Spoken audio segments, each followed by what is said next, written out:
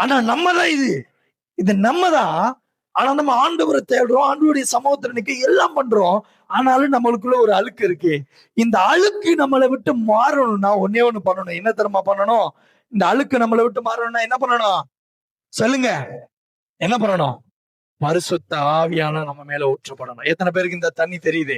பரிசுத்த ஆவியான் நம்ம மேல ஊற்ற ஊற்ற ஊற்ற ஊற்ற ஊற்ற ஊற்ற ஊற்ற என்ன ஆகுமா?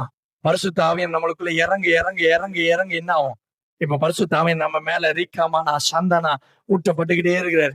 இந்த பரிசுத்த ஆவியான் நம்ம மேல ஊற்ற பட பட பட பட பட பட பட பட பட பட ஊற்றப்பட்டு கொண்டே இருக்க இருக்க இருக்க எப்படிப்பட்ட தண்ணியா மாறுதா? எப்படிப்பட்ட தண்ணியா மாறுறோம்? எப்படிப்பட்ட தண்ணியா மாறுறோம்? பரிசுத்தமானவர்களா மாறும். நம்மளுக்குள்ள பரிசுத்த ஆவியார் எப்படி தேவை? பரிசுத்தமா தேவை. இதுக்கு முன்னாடி இருந்த அழுக்கு தண்ணியா நம்ம இருக்கக்கூடாது. இப்ப ஊற்றப்பட்டு சுத்திகரிக்கப்பட்ட சுத்தமுள்ள தண்ணியா, பரிசுத்த பிள்ளைகளா, நம் பரிசுத்தத்துல நிரம்பப்பட்டவர்களா நம்ம மாறணும். ஆமென் சொல்லுங்க பார்க்கலாம். அழுக்கானவர்களா நாம் அல்ல, பரிசுத்த ஆவியானவர் ஊற்றப்பட்ட கழுவப்பட்ட பரிசுத்த ஆவியின் பிள்ளைகளாய் நாம் மாறப்பட வேண்டும். ஆமென் சொல்லுங்க பார்க்கலாம். இப்ப அழுக்கு தண்ணி நம்மளை விட்டு போயிருச்சு. பரிசுத்த ஆவியானவர் நம்மளுக்கு அன்லிமிட்டடா இந்த தண்ணி என்ன பண்ணல, நிறுத்தப்படல, ஊற்றிக்கிட்டே இருக்கிறாரு.